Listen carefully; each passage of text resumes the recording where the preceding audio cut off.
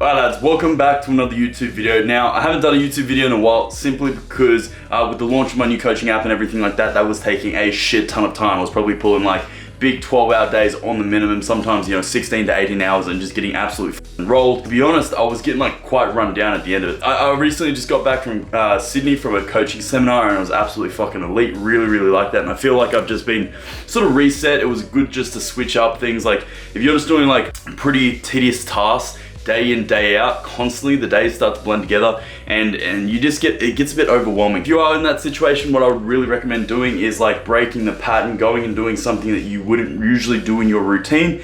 And for me personally, it worked fantastic. I came back, I thought I was gonna have a bit of a break, like now everything's like up and running and launched and all clients are happy and taken care of and everyone's achieving some really awesome results. I was like, okay, now I can finally take a little bit of a step back and just relax a little bit, but that has not been the case at all. I've been pulling probably the same amount of hours this week, but feeling a lot more refreshed about it, enjoying everything a lot more as well, which is the main thing. So today what we're gonna do first and foremost is we're gonna go clean up the mullet because it's getting a bit outgrown. It did need, I cut it a little bit short last time and it needed to grow a lot, but the sides and shit just got a bit, outdated. So we're gonna go get that cleaned up. I'll take you guys along for the process and the journey of that as well.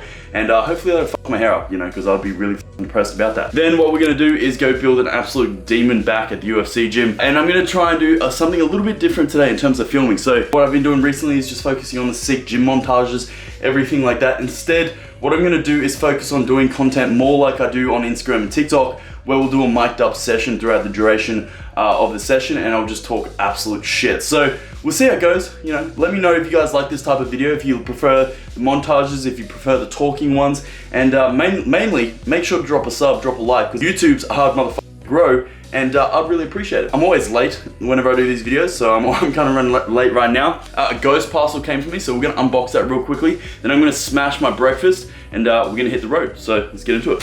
Ghost sent me this parcel, have no clue what's in it, but we're gonna find out.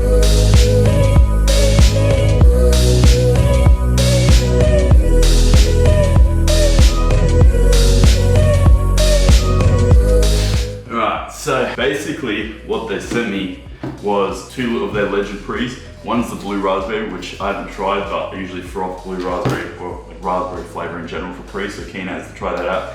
And second is their sour watermelon flavor pre. I don't know if that's focusing, but this sour watermelon is probably, in my experience, it's definitely on par with that. My favorites are this one and the Welch's grape. But in my experience, from hearing back from people's opinion, this is probably the all-time favorite for most people's flavoring for Ghost Pre. So if you're gonna cop one, I'd probably recommend this one. Otherwise, I'm a dirty little slut for Welch's grape, as I said. They also sent me this little shaker, little chode shaker, which is pretty cool, I'm not gonna lie.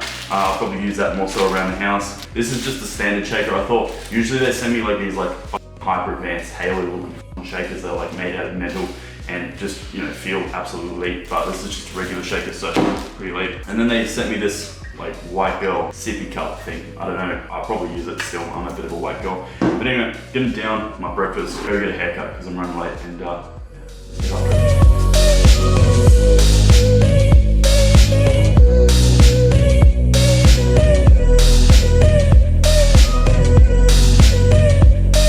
so run very late for my haircut, so we'll do it quickly. Before and after, looking long, untamed. We'll see how we go.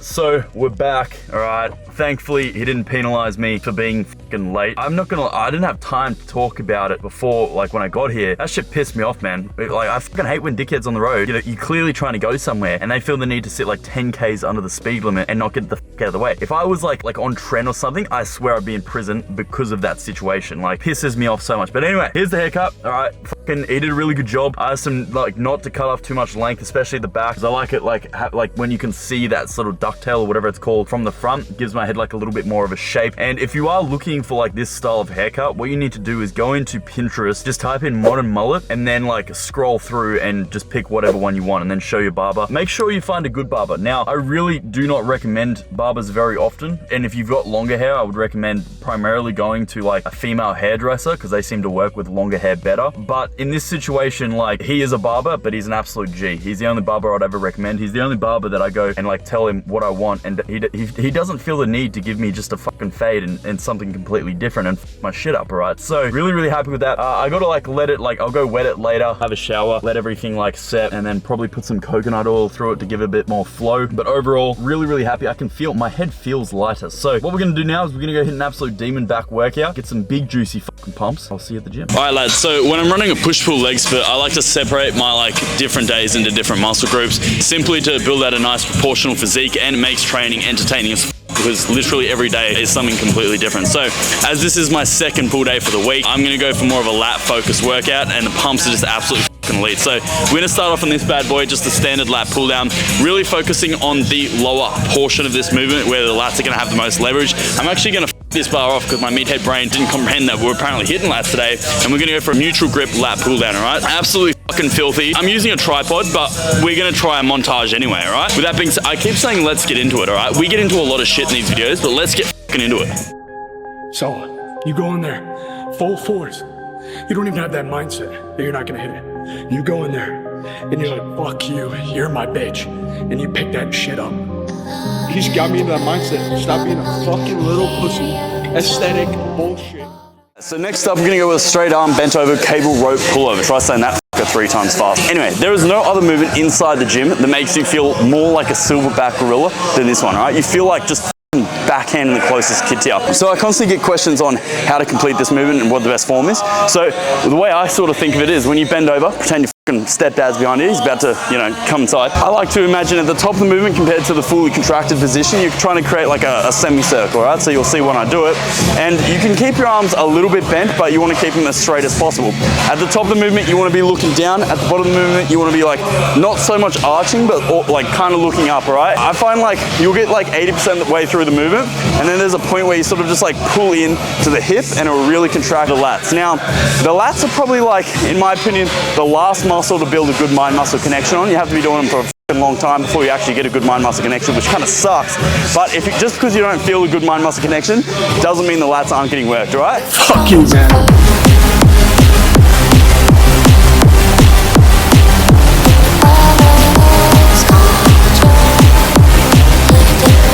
So to finish off lats, we're gonna go with a unilateral cable low row. You'll notice that usually when I like do my back days especially, I like to do one vertical, one horizontal movement. Unilateral movements are fantastic for isolating like each side of the muscle, so you can work out imbalances and shit like that.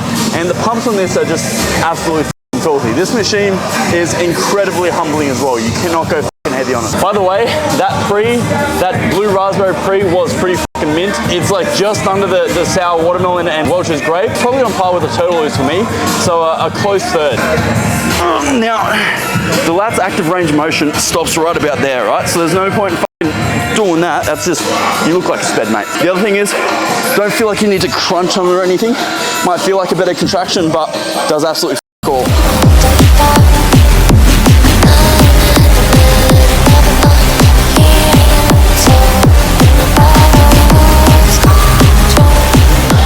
So I'm not gonna lie, I was fiending to hit a bit of biceps, so I was like, should I skip rear delts? And then I was like, in my opinion, rear delts are the most underdeveloped muscle I see on most people's physique, and I can't be leading by example and then skip rear delts, all right? We're gonna go for something that's a little bit more of an orgasmic pump. We're gonna go with the dumbbell bent over bench supported rear delt fly. Why are all these movements like 12 words long and hard as shit to say? Usually I would do this with a drop set with a rear delt row. As I said, today, you know, I'm just feeling like going for more of a juicy pump, and then we can get into some heavy bicep movements, all right? We're in here working every day!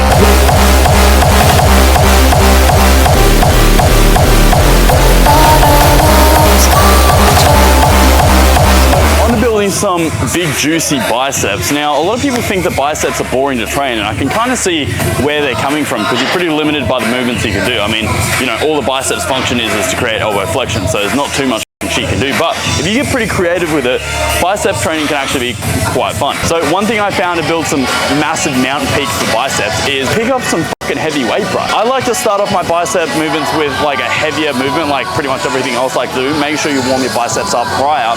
But we're gonna pick up this easy bar. We're gonna aim for about 8 to 10 reps here, all right?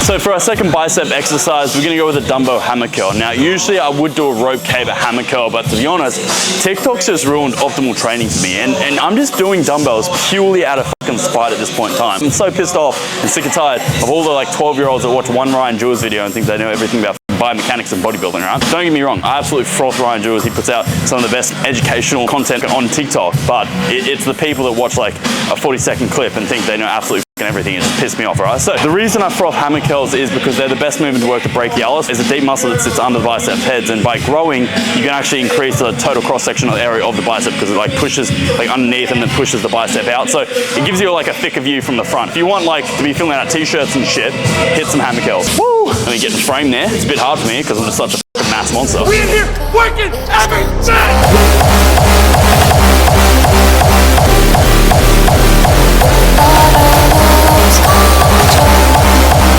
So onto our last bicep exercise, and we're gonna go with an incline dumbbell curl. Now, again, back to the topics of like 14-year-olds pissing me off on TikTok. The other day I posted like a 5 best bicep exercises, and obviously one of them was the incline dumbbell curl.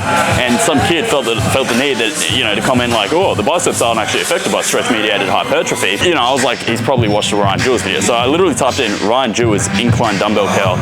Word for word, I shit you not, it was pretty much the exact same fucking comment. I was like, bro, just shut the fuck up. What he failed to realize, I'm not doing incline dumbbell curl because of stretch-mediated hypertrophy. I'm doing it because the biceps resistance profile is weakest in the shortened position and stronger in the mid to lengthened position. So that means when the biceps are fatigued at the end of the workout, they're a fantastic finisher because you're going to have more strength compared to doing it in something like a preacher curl where it's already in the shortened position. You're not going to be able to produce as much force. So they also give you a filthy fucking pump, and they provide a shit ton of elbow flexion, which is literally the only purpose of the bicep. So suck my balls.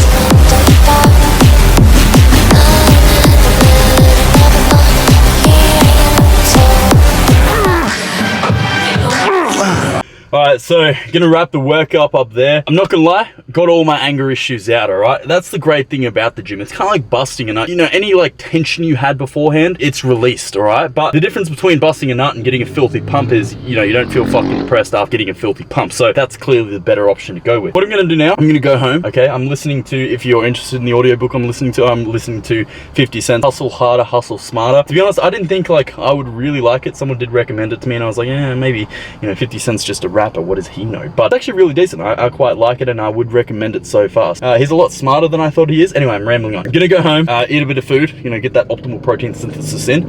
And then Haiti wants to go do like a little photo shoot for her brand, which I've got the Tiara fish or some shit. Anyway, she looks sexy in the clothing. Yeah, I might take you along for the journey. I might not. Who fucking knows? I'm gonna wrap this video up here, right? If you like this video, make sure you drop a like. Drop a comment if you like the new video style as well, and if you want me to continue doing them. But otherwise, you know, I hope you're doing well, and see you in the next one.